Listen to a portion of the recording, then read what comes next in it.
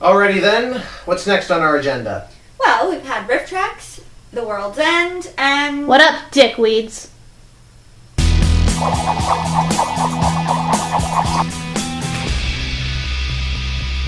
Oh no. Not another superhero movie! Yeah, really, I mean, all the superhero movies we've seen this year have either sucked or been mediocre.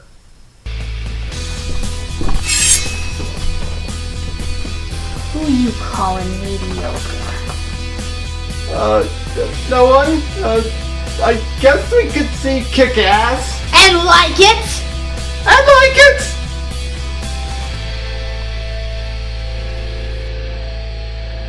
We Yes! I give a damn about my reputation. Living in the past, it's a new generation. Gonna do what you want to do, and that's what I'm gonna do. And I don't give a damn about my bad reputation. That was such a welcome relief. Oh, yes. I know, like I said, after all that crap with all the other superhero movies we've seen this year, it is so nice to see a good one. Mm-hmm. I mean, and it's weird, and it's, it's funny, because all of a sudden, because the critics, they say this movie, and they didn't really like this one, and I don't understand why. Well, I mean, for one thing, I don't think they liked the first movie that much. But... I mean, some people really credit this movie with pushing the boundaries of what a superhero movie can do, because usually superhero movies tend to either be really camp or over the top goofy, a toy commercial, or deep and brooding or whatever. Then you have Kick-Ass, which kind of meets the middle on all of them. And it's human. Mm-hmm. This is an ordinary kid, by his own admission at the beginning of Kick-Ass, says that he's a nobody. And he chooses to make something more of it. He doesn't have any special powers. He's not been bitten by a radioactive spider. He's just the everyman who turns vigilante, puts on a costume, and tries to make the world a better place. It's a story that is definitely serious, but does not take itself too seriously. Granted, they show the real-life implications of being a superhero. In the first one, he does immediately get stabbed when he tries to stop crime. So they and he knows he's flawed. This actually takes things up a notch. Really raises the stakes. Mm-hmm.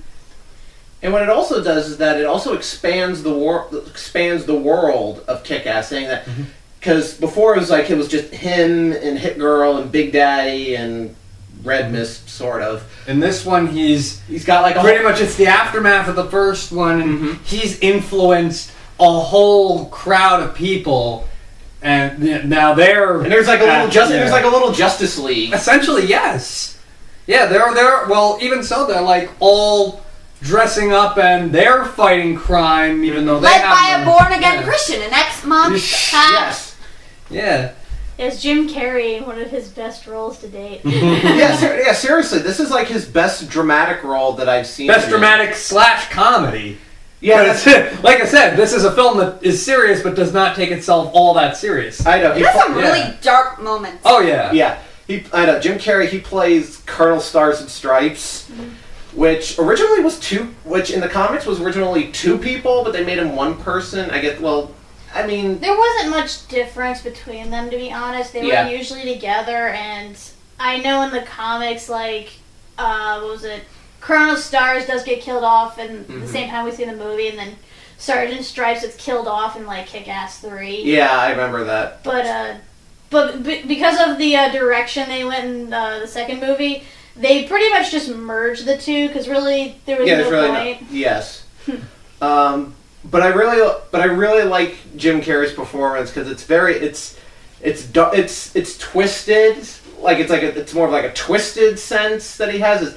He kind of reminds me a little bit of the comedian from Watchmen because he's he's doing this, but it's he's kind of twisted, like dark about it when he's fighting crime, but not to the point where it's like really dark like the comedian does, where it's like, you know, where it's like really really like dark. Where he's like shooting pregnant Yeah, women. but here it's like at least he draws the line somewhere, and a brilliant example of that is when he goes after that one guy who had like who was doing like human trafficking, who had like all these like girls, and when he stops, like he pulls up a gun at him.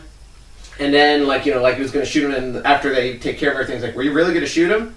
Shows he has no bullets. At least he knows where to draw the. At least he knows where to draw the line. Well, it kind of fits with his character too. When you think about it, being a born again Christian, they have to follow the law of "Thou shalt not kill." Yes. So, like, "Thou shalt kick thy ass into oblivion, but thou shalt not kill." Without undermining his credibility. He's able to bluff, but nobody can call it. Exactly. I do want to say, if we did not know that this was Jim Carrey playing Colonel Stars and Stripes, probably would have never guessed. I did not know it was Jim Carrey until I looked at the credits. I mean, during the trailers when I saw it, I did not know it was Jim Carrey until I think they mentioned it in the trailer. I'm just like, really? That's Jim Carrey? I know. He looks and sounds nothing like himself. He's like a completely different person. Well, Jim Carrey knows how to mask his voice very well, and has done it throughout his career. The only way I was able to recognize him was he has a very distinctive mouth. Yeah. He does. He has a sort of rubbery effect. Yeah, very elasticy mouth, very distinctive, thin, Which is pretty long much lips why with he's been slightly so good with distorted comedy. teeth. Yeah. It's pretty much why he's so good with comedy. Yeah, really. That's really why he has such a great career in his past. But getting to like the main gist of Kick-Ass 2, because I mean we have Kick-Ass. It's almost like two movies. You got Kick-Ass, who's basically who starts off, you know, that's like 2 years later. He's like bored and decides to, you know, go back into it again. And then he finds this Justice League group, Justice Forever. Who it's recommended to him by Donald Faison, a.k.a. Turk from Scrubs, where he's playing Dr. Professor Gravity. Gravity. Yes, Dr. Gravity. Meanwhile, you've got also Christopher, what's his name? The McLovin guy. Lassie, I think? Plasse. Christopher Mintz-Plasse, I think that's his name. And he's like, oh yeah, his mother has basically taken him into seclusion on Long Island. Yeah, and like trying to make everybody forget that the events of the first movie happen, and he's so pissed off he winds up killing her by kicking her tanning booth. He kills her Final Destination style. Yeah, really. And he's also like, "Mother?" He's like, "Did I just kill her?" And then he's like, all right, like he wants to be like he wants to do that. And when they're going through all his stuff, I love it. Like a suitcase comes, like a purse or whatever comes out, and it's all like S&M stuff, like chains and like leather masks and a corset and like all the naughty stuff. All the whips. And rather than, like, initially he's embarrassed about it, but then he's like... He starts wearing it. Yeah. And he's And that becomes his costume for the motherfucker. his new villain. The motherfucker. And the name's appropriate when he fucked over his mom. I know, I was thinking that. I'm just like, why would he just be called... It's so generic. I'm like, oh, because he fucked over his mom. That's right. That makes sense. And it's weird. He sort of has this... Batman Bruce Wayne-esque voice when he does it. Well, no, I just mean the whole story with him and his guardian. Yeah, they even point that out later. Yeah, it's like a Batman Alfred sort of relationship. The guy that's John Leguizamo was in this, and he played the mobster, and I'm like, what the hell is he doing in this movie? Nothing against John Leguizamo, but it just seemed like an odd choice for him. Because I'm used to him being in all these comedies and stuff, and he does all these over-the-top, goofy characters that usually require some sort of weird accent or something. He has done some drama work before in the past, not really too many, not that I can recall really off the top of my head, but like, I mean, he can do drama when he has to. But this is like a more like dead-on, like, dramatic role, but in a... It just seemed a little weird to me, especially given that all of the mobsters in the first movie all had sort of like Italian accents, or at least a New York accent, and here he is like just talking straight. It really wasn't really. He had a slight. I think a slight accent. The way I see it is that we had to forget Chris's father. Yeah. Because I'm sorry, he ruined like his part particularly was like the worst of the first movie because he was so over the top, it was uncomfortable. I think the fact that we have like this toned down guardian for Chris the motherfucker made it so much better. Made it so much easier to watch. Mm-hmm. It did. Yeah. It's weird though, because I think I don't know if they did this in the comics. I didn't read that far yet, but his like transition into being a motherfucker into like committing all these acts of evil, like I know in the comic he does some really bad fucked up shit. I know. In the movie, he's like he's sort of like how Kick-Ass started off. With, yes. Having this thought in his head of what sort of hero he should be, and how he's going to go about doing things. And as you see him do this, you see him clearly struggling, and at some points even embarrassing himself because of how inept he is. Mm-hmm. And at times it does become awkward, and it makes for awkward humor. Mm-hmm. So, and this goes all the way even like to the end. That's like his whole theme is the awkward villain. Mm-hmm. Yes, but that also kind of sets the tone for like the rest of the movie because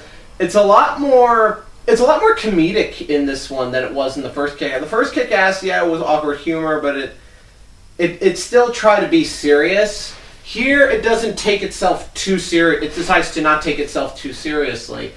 And I think it works better for it only because, like, the comic, if they were to actually try to do a faithful adaptation of Kick-Ass 2, the comic, it would get an NC-17 rating right off the bat. Like, even if they tried cut it, it would be NC-17 because there's just so much dark crap that goes on, like a lot of violence and a lot of like stuff. Like the motherfucker does like really horrible things, and to totally turn that on its head with the movie adaptation, making him a little bit more comedic, it does work, and it also helps them at least get past the MPAA, making it at least an R-rated film. Mm-hmm. But yeah, I gotta say, I'm really glad they did not follow the comic like too faithfully. Like, actually, barely faithfully when you think about it. Yeah, because like the entire second half of the comic is entirely different from the entire second half of the movie. Mm.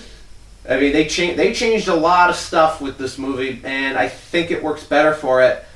Although, I mean, I'll get into it. I'll talk about it much later if they ever try to do Kick-Ass 3. I'm pretty sure they will. They have a plan for a trilogy in mind. Yeah, they have to.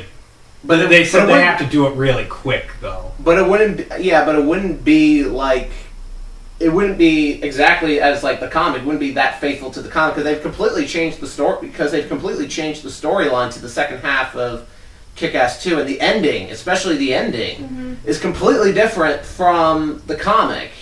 And Kick-Ass 3, the comic picks up where Kick-Ass 2 left off, and here, if they were to do Kick-Ass 3 movie, I don't know how exactly where they would start. I just don't know how it would start. I mean, I kind of know what the villains would be in the third one, but I don't know where's that starting point. Like, where do you go from there? That's the hard part. Yeah, that is going to be interesting to see. Like, I know for a fact, like, one scene is definitely not going to happen because it involves, like I said, Sergeant Stripes, and it involves Chris's mom. And given that both of them are dead in the second movie, yeah, that's not gonna. I mean, I don't know how much the motherfucker is gonna play in the third one. I don't think he's not much. After the ending, I don't think. After we got mauled by the shark, probably not that much. But I want to get into. Definitely want to get into the other villains, like like Black Death, who basically kind of looks like Mr. Grimm from the new Twisted Metal game because he has that white skull mask face, like I thought face it looked paint pretty thing. cool. I know. Like, It does look better on him though than Mr. Grimm, because Mr. Grimm it's more face painted. This is more like it's like a face paint, but like a mask, but in mask form. It seemed like they were going for a sort of voodoo thing with him. Yeah, that I figured. What are the other ones? There was that one samurai. There was that. Yeah, there's like Genghis Slain or something. Yeah. I kind of forgot. My favorite- Yeah, a lot of the names just kind of. But the best one is Mother Russia. Yeah. Oh God, Mother Russia. Mother Russia. She's a fucking tank. She's a female Zangief. Her And- costume is basically Zangief from Street Fighter 2, and like her basic her mannerisms are kind of the same thing, even down to the crushed man's head like sparrow egg between thighs, because she does that. Oh my God. Like, She also has that look of the villain from the Rocky IV movie. I know, it's like it's this amalgamation of like every Russian villain in the last 20 years from like And the 80s then watching and 90s. her and Hit Girl square off. Oh, that was awesome. Quite impressive. That was. And then when Hit Girl manages to gain the upper hand, that had me clapping like a seal. Let's be honest. This is not. This is the girls' club. This is where you don't really give much shit about any of the males. It's really all about the females. You got Hit Girl and you got Mother Russia, and they're really the only ones that really stand out. And that's how the first movie kind of follows the same formula. It was always Hit Girl coming to Kick-Ass's aid, and this younger girl who has admittedly been trained better, but she's the one who, when he's about to bite the dust, as it looks like, she's always there saving to his save ass. his ass. Yeah. Hit Girl's the best. Yes, I have a little voodoo doll of Hit Girl for no purpose. Other than you like Hit Girl. We should definitely get into Hit Girl because her because she actually gets an arc this time around. Like, there wasn't that much of an arc in the first film, because in the first film it was just, she's with her dad, she's trying to help her dad avenge, Her mother. avenge And avenge her mother. ultimately tries to avenge her father's death. Yes, ultimately, and that's pretty much what it is. Not that much in terms of development, but here she gets entirely, pretty much her own arc, kind of like a Mean Girls kind of thing. But that's only because they were trying to mesh the Kick-Ass 2 comic with the Hit Girl spin-off comic that was created, that was supposed to take place between Kick-Ass 1 and 2, and they were trying to combine the two together. And it just makes things kind of awkward.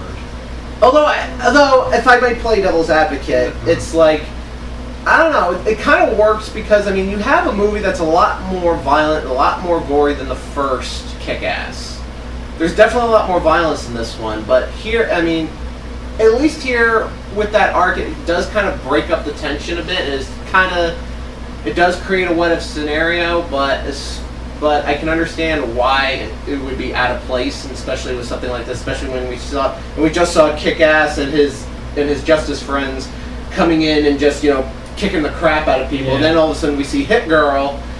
It's a different, trying to try out for her dance team. It's a different. It is sort of interesting when you think about it, seeing as trying to get Hit Girl oriented into a real human relationship with with girls, with a guy, trying to orient her into a normal life, and at the same token trying to deal with villains that she can't actually beat the crap out of physically. And that's probably why I kind of like that arc, is because it's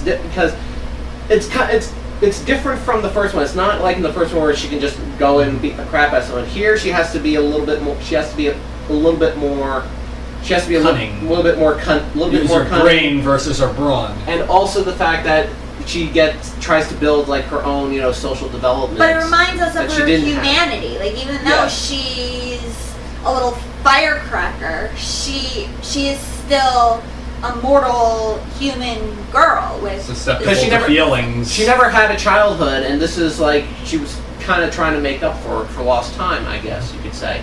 That's one thing about Hit Girl that even after this movie's said and done, she does not have and probably will never have empathy.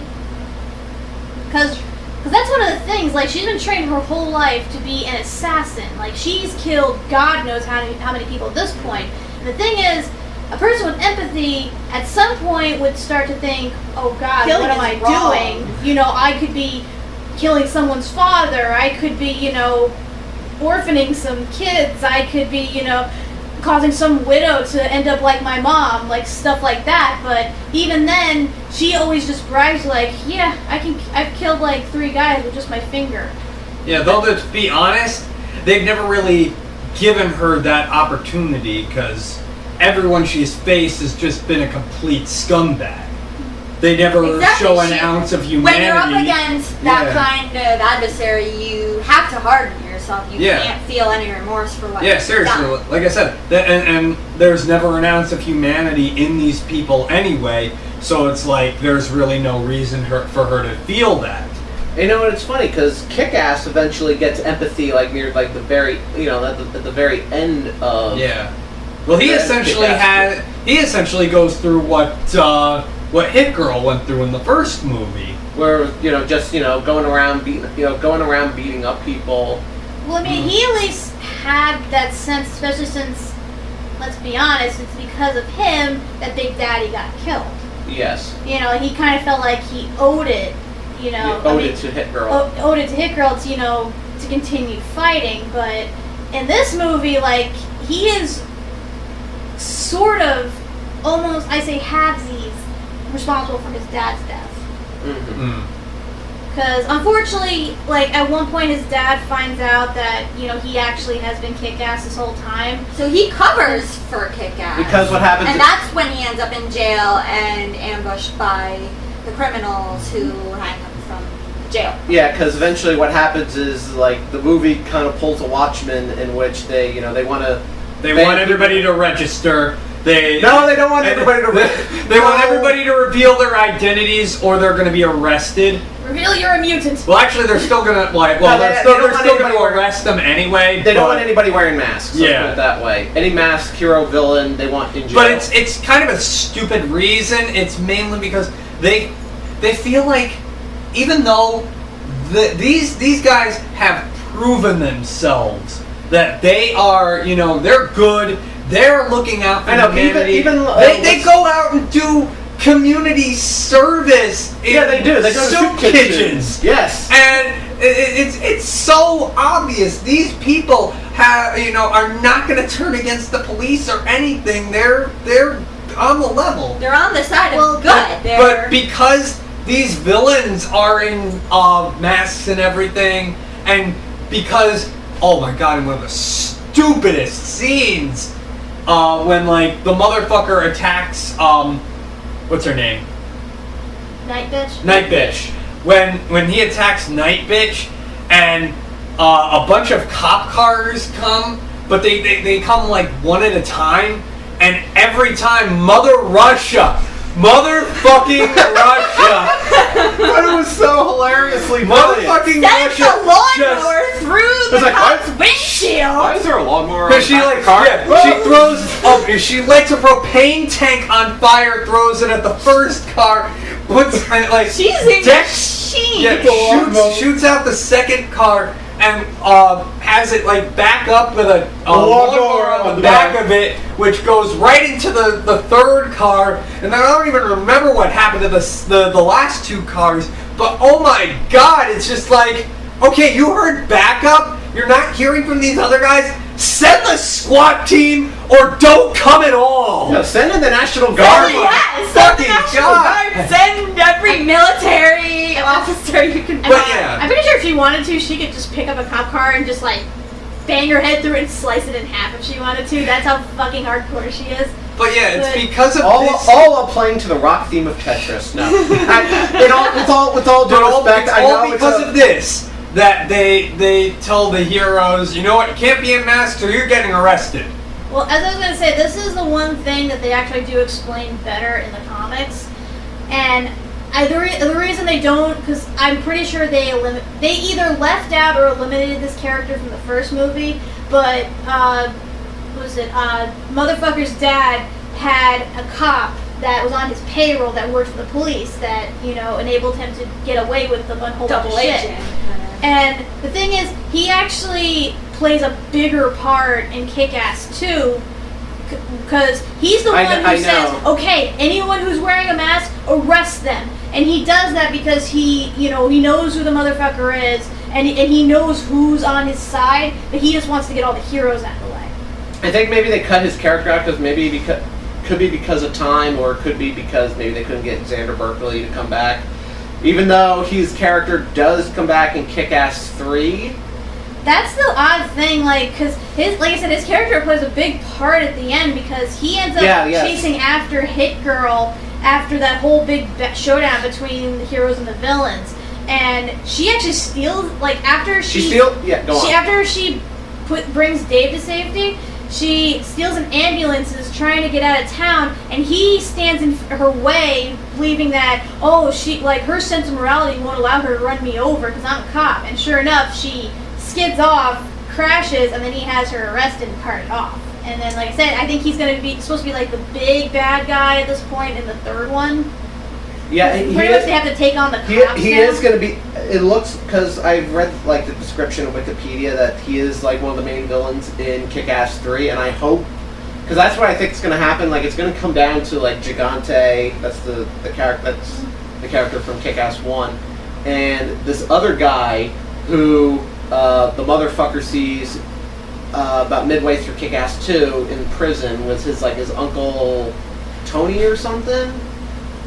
No, not Tony. Yeah, I forgot his name, but like he actually becomes one of the main villains in 3. I figured as much because they wouldn't have. I know, because I kind of figured as much as well, but like because he would be he's already like he's in jail. He's already telling his nephew. He's telling the motherfucker that basically you should stop. He's already got control, and the warden's a good friend of his, so he's like.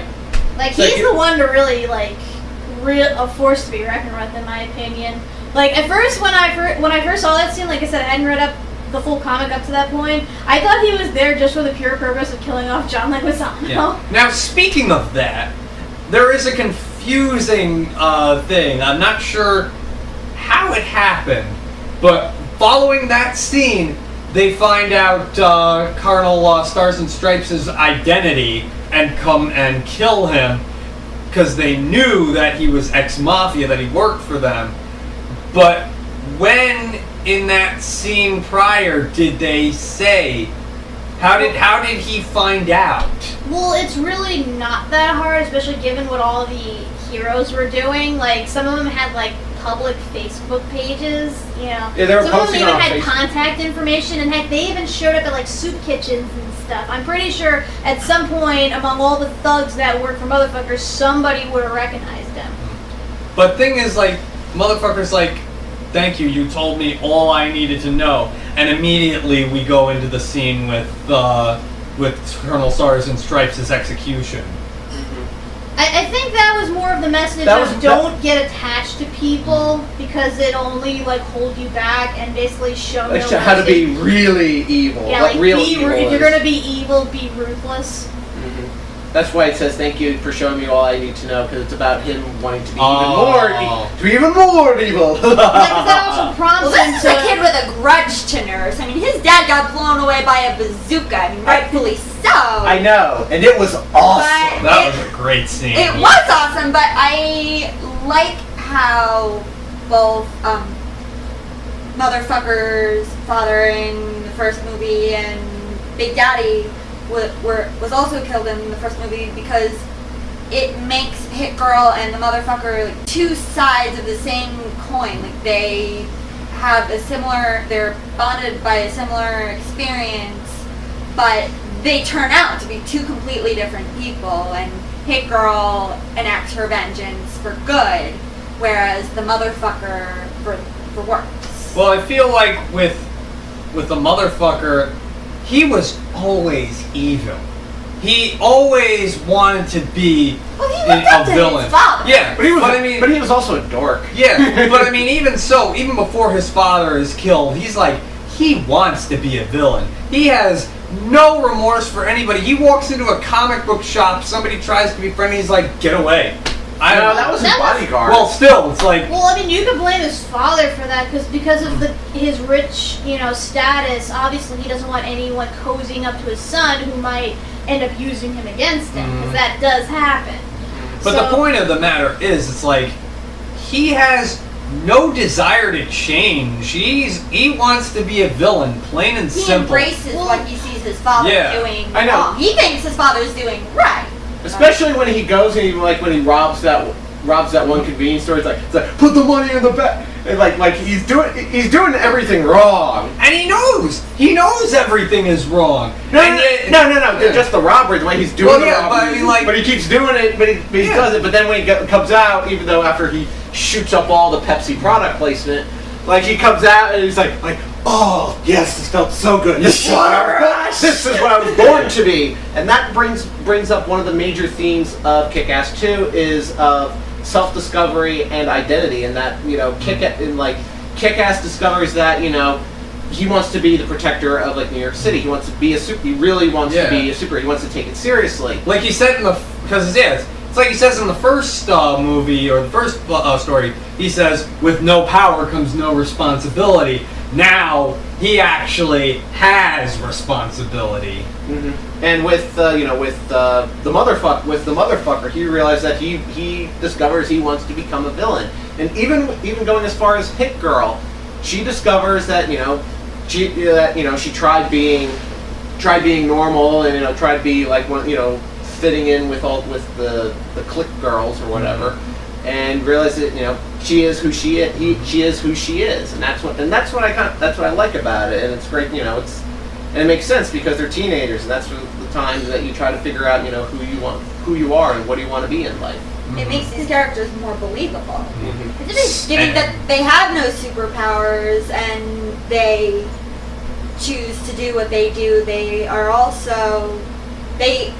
not immune to the tribulations of being in Wild West. Yeah. I also want to say you mentioned that they're believable. It's kind of a stretch segue, but it'll make sense. Is the romantic story the first? Which one? What are you talking about? But talking about the first and the second movie, okay.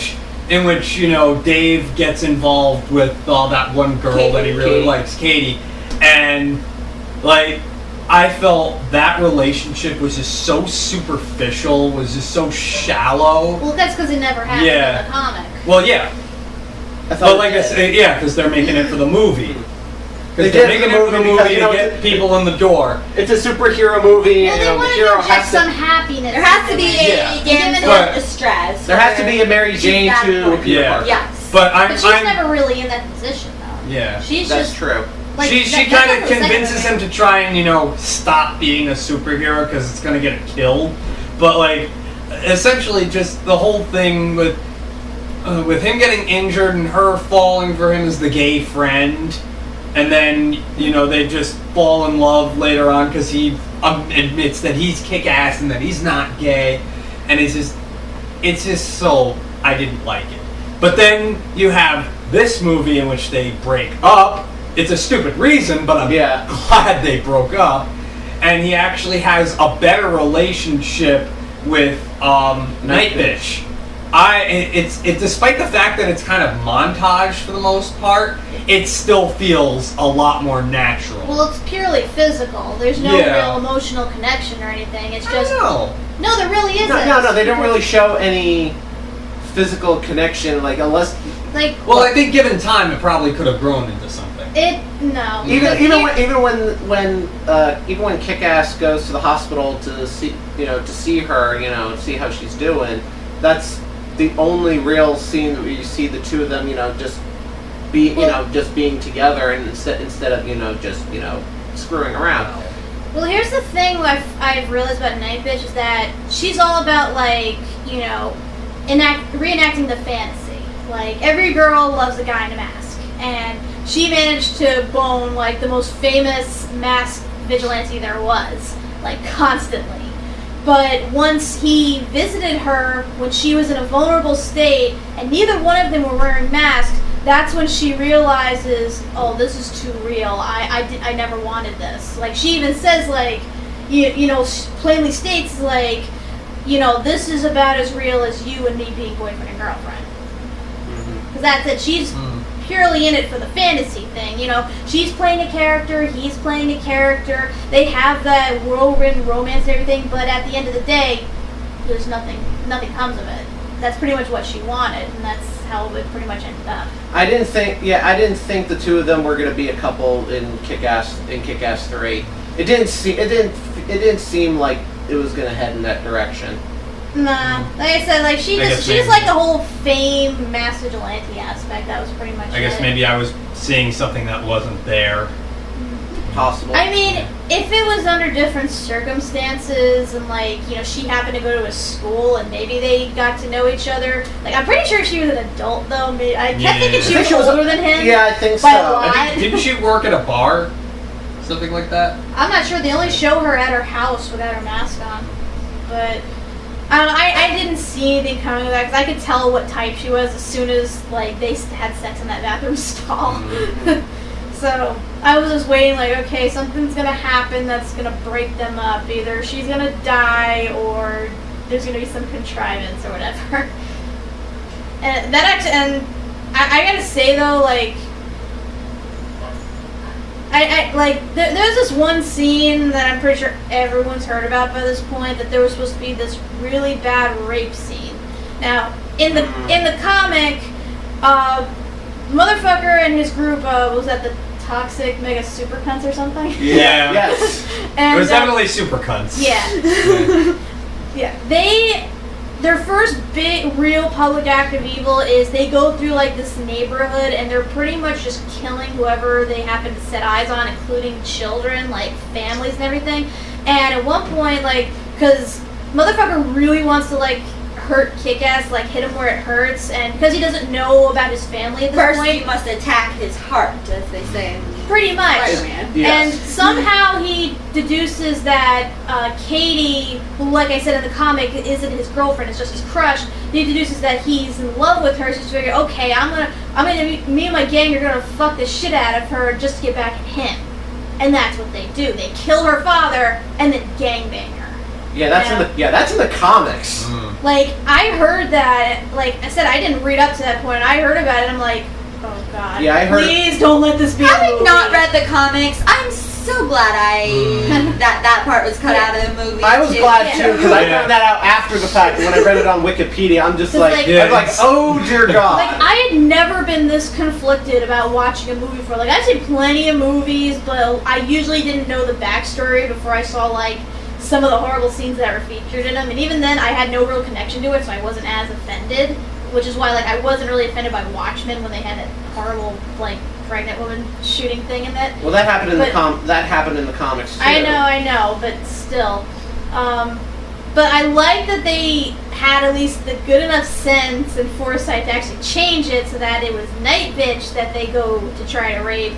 But they turn it into a whole comedic scene with motherfucker Russia, with motherfucker trying to get it up and he can't. It's like, and then he's like, oh fuck it, let's just beat the crap out of her.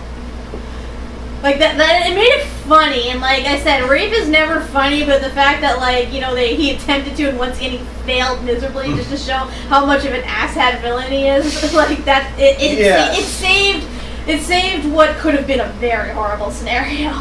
And it gave it humor instead. Gave us a reason to laugh. Right.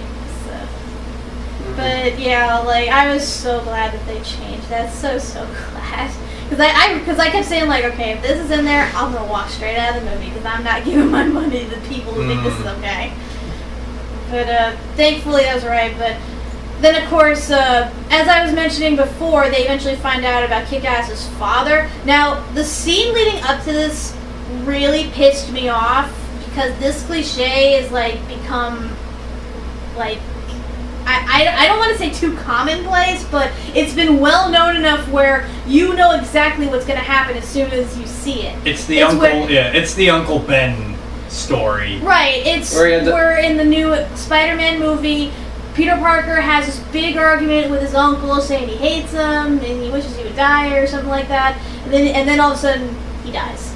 Same thing happens in Kick-Ass. Like, out of nowhere, there is absolutely no lead up to this. As soon as his father finds out that he is Kick-Ass and confronts him about it, he's like, well, at least I'm not fake. I'm not like you trying to do push-ups every day just to make yourself into some fit man, which I know you're not. And I don't want to be a loser like you. It's like, where the hell did this come from? Seriously, like, especially after, like, the scene where, you know, his father's showing how he really cares. Yeah. He's really scared for Dave because, you know, he's he's going to go out and get himself killed. Yeah, he's hearing that, you know, that all this stuff is going on with the civilians, and he's, like, really scared, legitimately. And he even says, you know, Dave, you're my best friend, which is... Excuse his father for being a concerned parent. I know.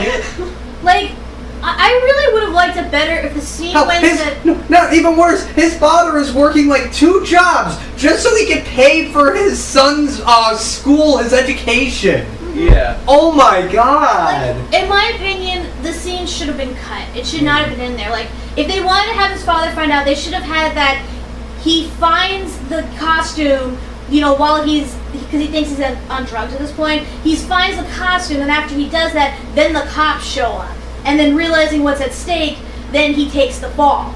Because that at least, you know, shows that, he's willing to do whatever he can to protect his son, and you still leave the relationship intact.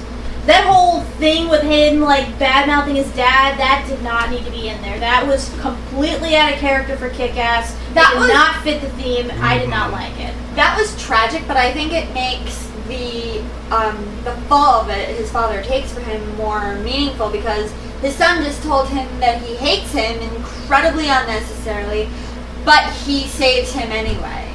He gets arrested for him. He dies for him.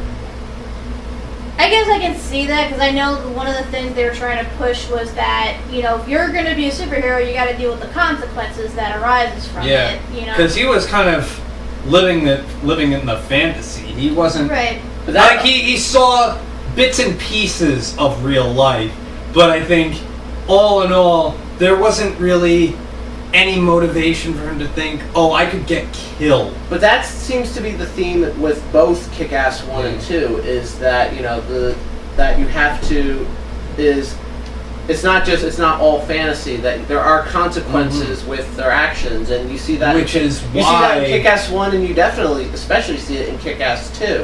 Which is why I glory superhero franchise. Yeah, which is why I really enjoy this movie in a serious fashion, because they may add in their humor, they may add in some really, you know, silly stuff, some Hollywood crap, but the story, you know, itself remains intact.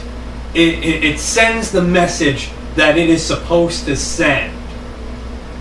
Like, you know, what it keeps that scenario of what if a normal human being, aside from Batman, actually, you know, were to become a superhero, were to become a hero. Yes. A costume hero. And in fact, the ending of this movie really, I actually kind of got a chill down my spine toward the end when they showed Donald Faison in, you know, as a normal human being. He sees, I guess, a woman getting robbed or something. Yeah, she gets her purse stolen. Yeah, so he takes off. He takes off and he's willing to help her, which is like, that's the message right there. Yeah. It's actually interesting the way they sort of relay it with the different characters in the I'll just call it the Justice League. I forgot the name, but that's basically what they Justice are. Forever. Because the different characters that they have in there, like I said, we mentioned, of course, Colonel Stars and Stripes. We mentioned Dr. Gravity, who is pretty much just a college professor and kind of makes Gravity his whole shtick. But then you have Insect Man. It kind of confused me because in the comic he's actually fully costumed, including a mask, but in in the movie, I guess just because they didn't have time for, to flesh out characters because they have so freaking many. Yeah. They have it so that he doesn't wear a mask because part of his character is that he has spent his whole life being bullied for being gay. So now his superhero persona is that he is out there without a mask to prove that he's not afraid. That's a unique thing when you think about it. Yeah, I know. I like that. Awesome is what it is. Yeah. Yeah. And there was that one couple. Yes. Yeah. Remember Tommy. I read their backstory and it is pretty sad. Like it's this couple that had their son kidnapped at a young age, and like they spent 7 years looking for him, going through every single media, just trying any way they can to find him, and they never found him. So they pretty much just put on like these little makeshift disguises. Like I really did not like the costumes. Like it really seemed like something that a mother made at home, which I'm pretty sure the wife did. They were precious. They were cute though. It was probably a Mets fan because they had like the blue and orange New York Mets. Got that right They're away. like in sweats and everything, and they have these clearly like cut out masks and everything. But they call themselves Remembering Tommy. They have his picture on their shirts. So they always remember, to fight for justice, so that way no one else has to, worry about losing another child.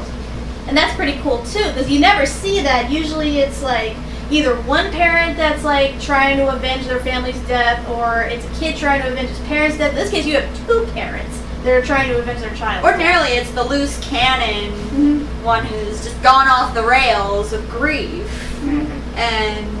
But the parents who made up the superhero partnership, Remembering Tommy, like they seem just so level-headed, even like naive in their eagerness to bring justice into the world of other things. Yeah, and the mother's like, she's so sweet and innocent about the whole thing. I love her weapon. She basically just puts a giant brick in her purse and just uses it. And it's highly effective. It is. And I love how flexible the gang is too. The group is too. Yeah, some of them are decent fighters. Well, that, and also it's like if they're on patrol, they're not gonna force anybody to come with them, because it's like when they go to invade the traffickers poker game, as like Remembering Tommy, the two of them are at a Broadway play, and I think Professor Gravity's got something. Yeah, he's sick. So they're gonna do what they're gonna do, but they're not gonna force anybody into it. And we forgot to mention like Dave's friend also finds his way into the group. His nerdy friend from the first one, that kid from a Hot Tub Time Machine. Yeah, he becomes a superhero. He becomes a sort of ripoff of Captain America. I'm not kidding. It's like it's a makeshift costume of Captain America. He has like the blue hoodie with a star on it. And he carries around a shield as his weapon. He doesn't really fight. He more just like guards himself and then whacks with his shield. But it's just funny because you hear his backstory, and it's the most cliche but hilarious thing ever. He's like, yeah, both my parents were killed on the way to the opera. I was forced to watch, and then the guy used their credit cards to buy $500 worth of porn, and then he ate them in front of me. And then the Kick-Ass just goes over and he's like, Dave? What are you doing? I mean, like, a brief thing I want to mention is, because they're all meeting for, like, the first time, talking to each other, and they immediately, like, Dave and his friend just, when Dave hears this, he's like, wait, aren't you, I forget the guy's name, but he's like, Dave? And he's like, why are you using each other's name? You only just met these people. You don't know if you could trust them yet. And Big Daddy said in the first film, no names. Just refer to each other by, your hero name. They're not professional. I know, but all the same. And they were kids, so it's like they weren't thinking. Well, yeah, I mean, granted, at least they only use the first names, and they mention that, they go to the same school, but they know each other. But, seriously, if that were ever to happen, you really should play it as close to the chest as possible, and not really let any information about you slide until you know for a fact that you can trust these people. Because I had this feeling that one of them was gonna, betray But that I'm glad it didn't happen that I know. way. That would have But- been too cliche. Yeah, that would have been too cliche. But like I said, you know, Speaking of betrayal, yeah, this is one part that I really do not agree with, and like I said, I don't know if it happens in the comics or not, but Kick-Ass's other friend, the other guy that was in the first movie, Yeah. The guy that looked like a Twinkie. Basically, he tries to. he's like nigga Kick-Ass. yeah, he's the Bizarro. ass kicker. the Bizarro Kick-Ass. Yeah, like basically, once Kick-Ass and his friend like learn that they're both superheroes, they kind of form like this tight knit thing and are leaving their friend out of the mix because they both think he's too stupid to like, you know, be able to like handle the superhero thing. But once it starts becoming a thing and more people are joining, they finally let him in on it. So what does he do? He buys the same exact costume as Kick-Ass, but with inverted colors, and pretty much is coming up with all these names that are just variations of Kick-Ass. He's basically a plagiarist through and through. And once they call him out on it, he's like, "Oh, fuck you guys suck." And Joins the villain. yeah, he joins the villain squad, and his big contribution, he ends up revealing to the motherfucker who Kick-Ass is and who his father is. And that information gets the father killed. And what's even odder about it is it's not. He doesn't really do it out of spite. He just sort of casually says it. I know that makes He it does because worse. he doesn't realize that like it's just he's just doing this because it's like Kick-Ass won't let me in with his super group, so I'm just gonna do this. But he's not realizing it's like it's just he says This it out of actually has dumbass. serious you know, repercussions. Exactly. No, but here's the worst part. He does not turn on the villains because he realized he got his best friend's father killed. He turns on them because he realizes, oh, this shit's getting too real for me. Bye. And then he just shows up last minute to save his other friend from getting killed by this villain. Yeah. And suddenly the guy's like, thanks, ass kicker. And it's like, no, you do not get a redemption. You got an innocent person killed. You need to get shit for that. Like, that pissed me the fuck off. That there was no consequences. Yeah, there's no consequences of that. It's like, you traitor. Yeah, it's like Last minute redemption. because it sort of felt like with gotta earn Kick-Ass. It felt like with Kick-Ass getting Big Daddy killed. It's like, yes, it wasn't completely his fault because, you know, Red Mist kind of tricked him into the whole thing. But in this case, the guy just willy-nilly just told him, oh yeah, my best friend's the most famous hero in all the city, and I happen to know his dad, and I happen to know where he lives, and da-da-da-da-da. And it pisses me off, and I really hope that, like, if they bring his character back in the third one, that he shows some form of remorse, or gets his ass kicked in some way. Or dies. Something, just because that pissed me off. I realize he's basically a plot device, you know, because there needed to be some way for the motherfucker to find out who Kick-Ass really was, but that was infuriating. Sorry. But yeah, speaking of the final battle was awesome. I know, they get they have like all these like villains who wanted to show up, you know, to become a super villain, and then you have Kick-Ass and Hit Girl come in with their army. It's just the two armies just battling it out. It's really pretty awesome. Mm-hmm. We got a final battle with like Kick-Ass and the motherfucker, and of course we get Hit Girl. And Mother Russia. Here's the thing: when Hit Girl beats Mother Russia, like the sequence when it slows down, it almost felt like a video game, like a quick time cutscenes, like. Oh yeah, that's what it kind of felt like. Like press A, X, Y. But it was always a B. MacGuffin. It was always a plot device. They're like, you know, don't use that. It's a last resort. Don't use it. It's a last resort. And I'm sitting there thinking it's probably something that enhances them to bring them back to life. Yep, just like the shark. the shark and the needle are both plot devices through and through. It's funny when I saw that scene and they were fighting stuff. I was suddenly thinking of that web series, so everything wrong with, and they talk about a movie. And one of their running things that typically happens in this movie is two opponents that are evenly matched need some weird plot device in order for one of them to win. Some kind of Deus Ex Machina. Pretty much. But it was an established Deus Ex Machina. Yeah. Right, at least that one was built up to, unlike other like X-Men, for instance. Yeah. But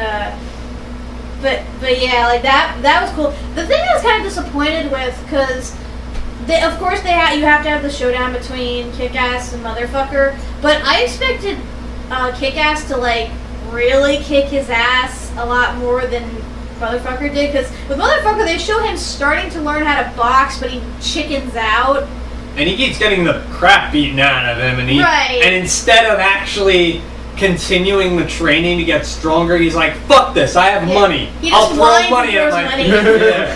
Like, screw the rules, I have money. Yeah, really. But yeah, like, I would think at that point, okay, this is going to be more one-sided then, because Dave has obviously been training this whole time. You know, he's obviously buff as shit now. Oh, that's a major improvement over the first movie. Oh my god. I couldn't stand the fact that, you know, Dave goes out and has no training whatsoever and never even really attempts to learn combat training. So when this movie came along, I'm like, thank you! Yeah, he's like, Hit Girl, train me. With Hit Girl Thank you! hanging onto his waist. Yeah, because the most they do in the first movie, they show him doing a couple sit-ups and then trying to jump from one building They to show the him other. getting his ass kicked. Yeah. Yeah, And then Then he when he continues. turns up with the jetpack and the Gatling gun. He gets his ass kicked, but he continues and does no real training. So I'm so glad Fall they down finally 10 remedied times, that. Stand up 11. Oh. Yeah, so like I was expecting it to be more of a one-sided battle, but it seemed almost like they were evenly matched.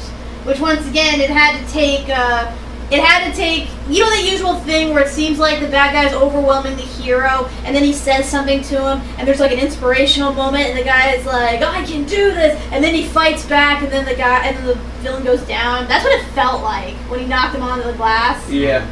That's what it sort of felt like. I kind of expected like Kick-Ass to just wail on him and then just fucking throw his ass down into the tank. That whole thing was kind But of he was willing to, but at least Kick-Ass realized he was willing to save it. It's like, dude, this isn't a comic book. If you die, you're gone forever. And he's like, yeah, I'll be dead.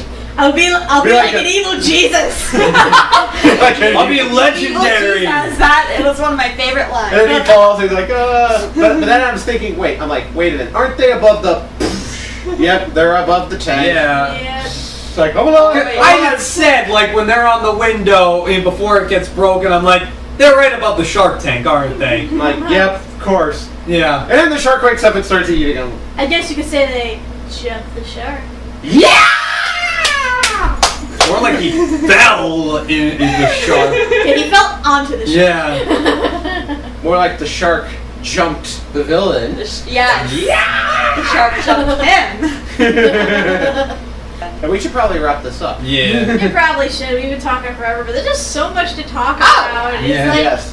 and like I said, I don't agree with the critics. Like, they can point out like this and that. And Haters how gonna this- hate. But it's like, hey, if you look at it like a parody or comedy, that's really how you gotta go into the whole thing. Yeah, for me, this was about as good, if not better, than the first movie. And I can't speak for the comics because I haven't read them, though I kind of do want to read them. But like I said, I still really enjoy the story. I definitely enjoyed that this one upped the stakes. It wasn't just like a silly sequel. It was like it took what you had and built upon it. Yeah, so it's a thumbs up from us. Like, Yes. I mean, form your own opinion, but I say definitely give this a watch. You know, like ignore the critics who are like, it's full of violence and cursing and just like give it a chance. Yeah. And like I said, go into the mindset of you're going into a comedy. There's a lot more to the Kick-Ass 2 than just, you know, lots of blood and lots of violence. When you look more into it, the movie is really about self-identity and self-discovery, and also, like in the first Kick-Ass, the being able to see the consequences of your actions, and that's what. And that you don't necessarily need a mask and suit to be a hero. And that's what it boils down to once you get over the layer of the violence and the blood. And that's what it really boils down to. And I hope when they do Kick-Ass 3, because I want them to do Kick-Ass 3. Yes. And it's gonna those themes are gonna carry on over, and it's gonna be one hell of an epic ending. Alright, and then until next time, I'm Captain Critic. I'm One Sat Morn. I'm Y2 Staller. And I'm Fizz Bitch. Wait, what? Fizz Bitch!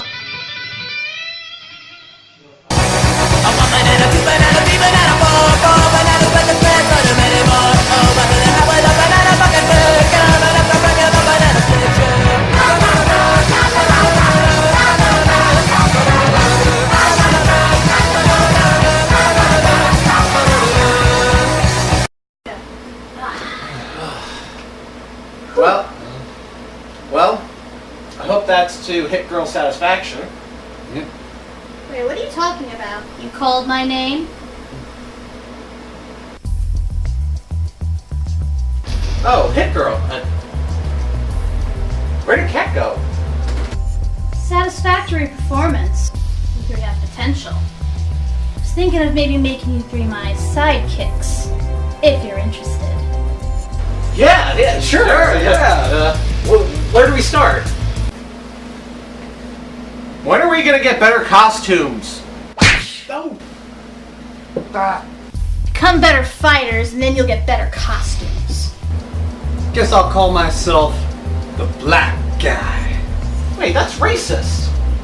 You're right. What do you think of the black comedy? That's actually not a bad one. Let's begin, shall we? Hit me.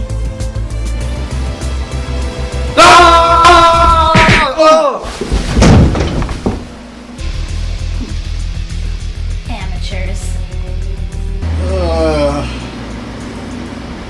Why does a cat have to do this?